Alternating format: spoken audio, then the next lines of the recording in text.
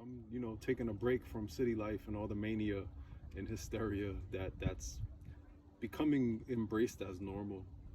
You know what I mean? So I took a break to come out in the woods to be someplace more natural and just kind of be able to just settle into myself and not soak up all of the manic energy, that's in society right now.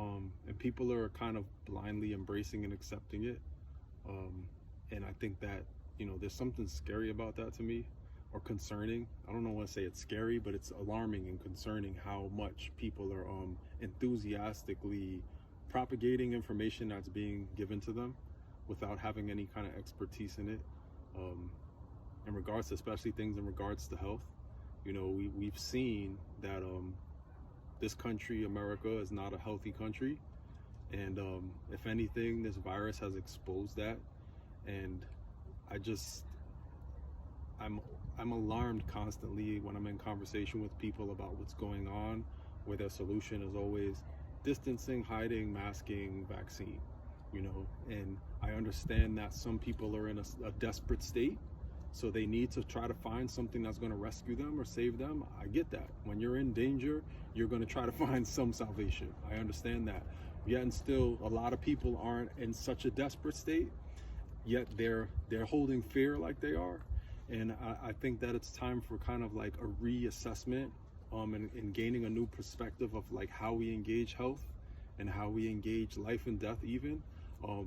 People learning a little bit more on how to live well, so that sickness and disease isn't so embraced as something that comes with aging.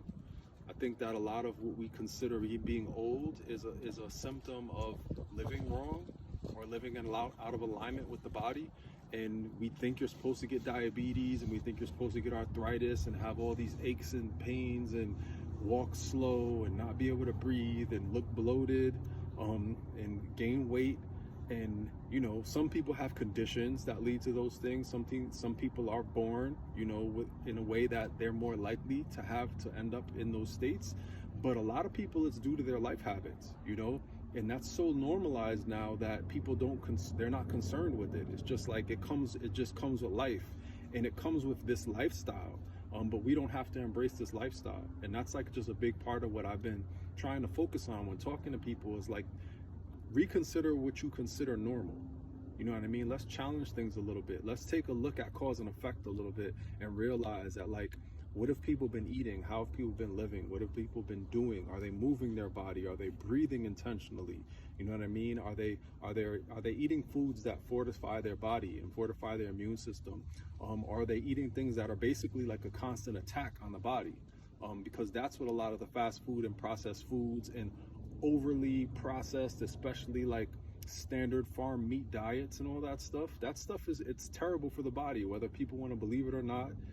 Some people want to argue people hunted. Yeah, we did hunt and all those things, but we're dealing with a completely different animal, like literally, you know what I mean? And we need to realize that, like, if we're constantly eating all these chemicals, if we're constantly eating things that are bred and raised under stress, that are pumped with all kinds of antibiotics and things of that nature, that they give them antibiotics because they live in a diseased environment.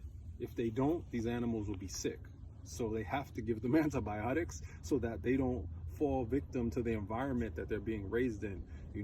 It's just like a holistic look at understanding more. I think we're very blind to the totality of our reality. We just kind of look at the product in the package.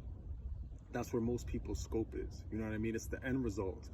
We don't really look at the cause and effect, like I said. And right now, I just feel like we're really being challenged to look at cause and effect, to really take a look at like how we ended up where we are.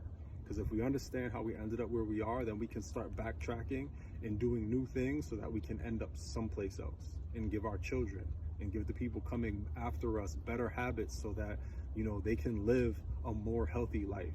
You know what I mean? And have a more fulfilled life and not have to be so afraid of sickness and so afraid of their body and so afraid of getting old and thinking death is going to be a painful process. You know what I mean? And that's just kind of like what's been on my mind a lot. I'm just realizing how misinformed we are, and how stuck in our this American way of thinking so many people are. That's just limiting their understanding of possibility, what life can really look like.